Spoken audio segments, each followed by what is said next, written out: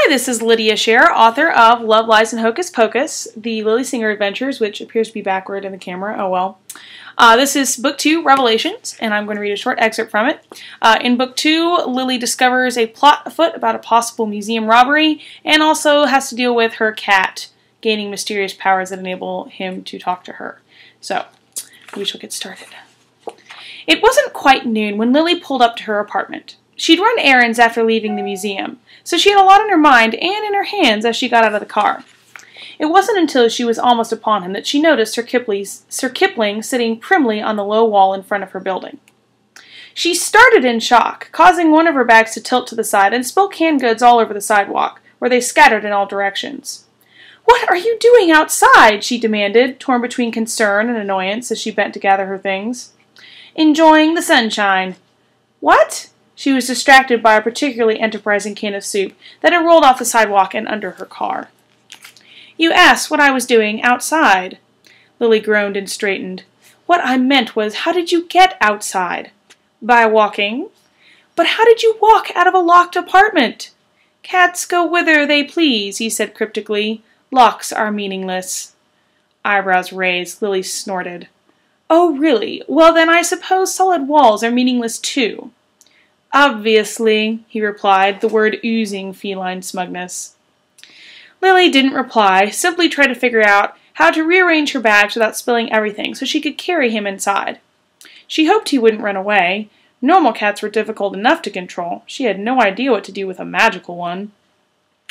Sir Kipling must have caught onto her dilemma, because he got up, fluffy tail twitching back and forth. "Don't bother, I'll let myself back in." With that, he jumped down behind the wall and disappeared from view. Hurrying over, she looked behind the wall, but there was no sign of him. "Great, now he can talk and vanish into thin air." Lily sighed, resisting the urge to bite her lip in worry. He would come back, probably. It was an obvious waste of effort to go looking for him if he didn't want to be found. She climbed the steps, juggling bags to extract her keys and unlock the door. Depositing the groceries on the kitchen counter, she went into her bedroom to change, but stopped in her tracks at the sight of Sir Kipling lazing on the bed. He gave her a blithe look. "Vanish, yes. Into thin air, hardly." Did I leave a window open or something?" she asked. "No, you didn't.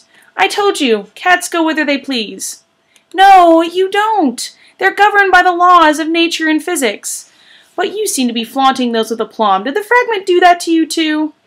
"Don't be silly," Sir Kipling said. "Cats don't defy physics. We simply have a better understanding than humans of how the world works." Lily stared, then shook her head. "Just do me a favor, all right? Don't run off." Sir Kipling huffed, looking hurt. "Who do you think I am, an alley cat? You're my human. Somebody has to look after you. And you feed me," he added as an afterthought.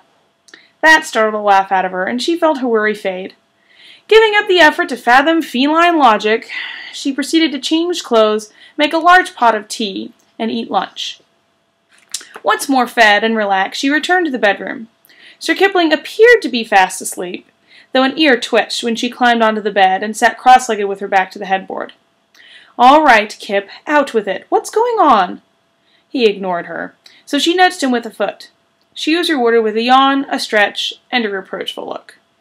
"Must we do this now? I was in the middle of my hourly nap." "You'll survive. Now talk. That's what you do these days, right?" "No, not really." "What?" She was getting annoyed by his ambiguous answers and wondered if all cats were so vague. "I've talked to you this way before, but now you understand me." "Wait, you mean—" She paused and considered. If she actually listened to the sounds he made instead of focusing on the words interpreted by her brain, they did indeed sound like meows. "That's fascinating. So, what do I sound like? Underneath the words, I mean," she asked, curious. He flicked his ears at her, considering. "Like a human." Lily rolled her eyes. "You're not very helpful." "Humph! If someone asked you what a cat sounded like, what would you say?" She paused, flummoxed, and shrugged.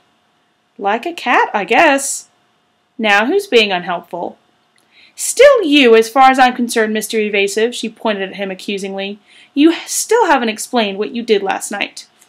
There ends the excerpt that we're reading today. Again, that's Love, Lies, and Hocus Pocus Revelations by Lydia Sherrer, myself.